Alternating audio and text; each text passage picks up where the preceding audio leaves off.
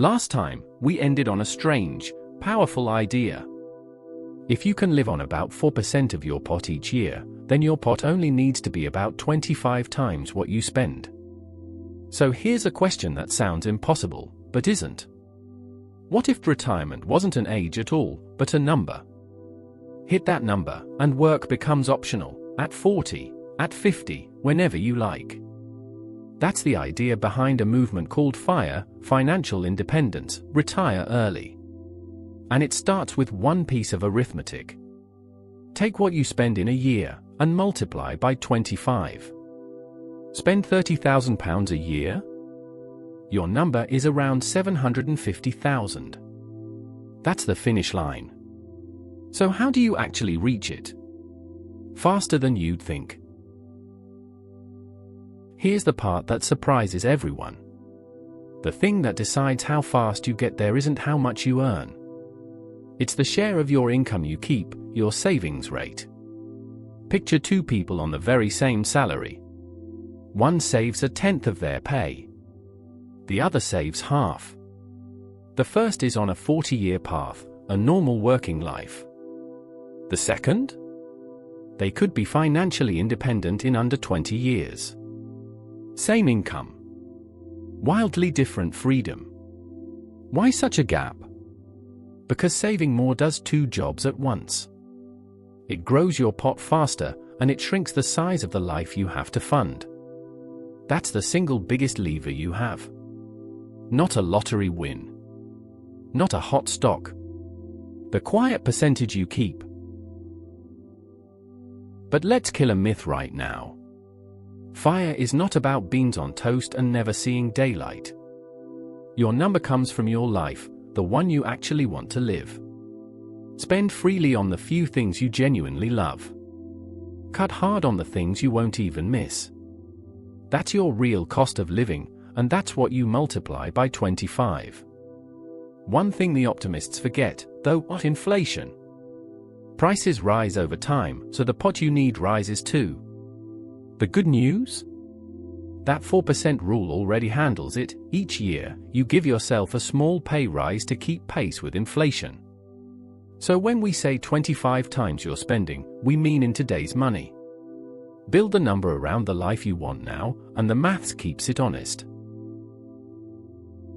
Now, FIRE isn't one rigid finish line. It comes in flavors. There's lean FIRE, a smaller, simpler life, so you need a smaller pot. There's coast FIRE, you save hard early, then stop adding, and let compounding carry you the rest of the way. And there's barista FIRE, where a bit of part-time or passion work covers some of the bills, so your pot doesn't have to cover all of them. Different routes, same destination, choice. But here's the honest catch. That 4% is a guide, not a guarantee. The real danger is a bad crash early in your retirement, before your pot has found its feet, that can do lasting damage. So the wise version of FIRE is never rigid. It's flexible, ready to trim spending in a rough year, or earn a little when it helps. There's also a very British wrinkle. Most of your pension is locked away until your late 50s, and that age is rising.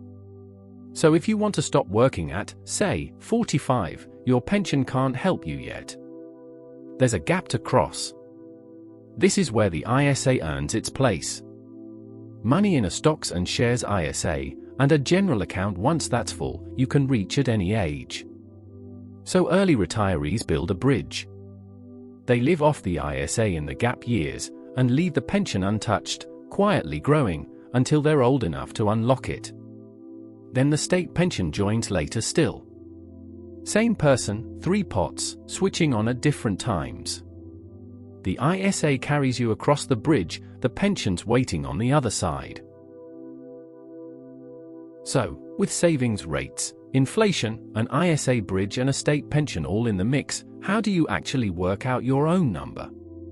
I'll be straight with you here, I built a free tool for exactly this. It's called Inflection FI.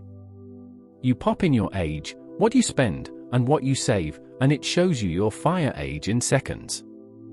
No sign up for the basic calculator.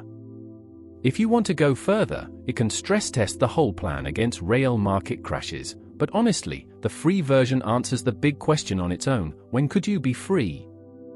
It's a planning tool, not advice. I'll leave the link in the description if it's useful to you. So that's FIRE, simply. Your number is about 25 times what you spend. Your savings rate is the lever that gets you there. And the real goal was never a tiny, joyless life, it's building enough to buy back your time. But chasing a number hides a trap. Hit it by squeezing every drop of joy out of the journey, and you've rather missed the point. Money is a tool, not the scoreboard. So next time, we step back and ask the question sitting underneath all of this: what does a healthy relationship with money actually look like? It's a balance, saving seriously, and genuinely enjoying the ride. Not too tight. Not too loose. See you there.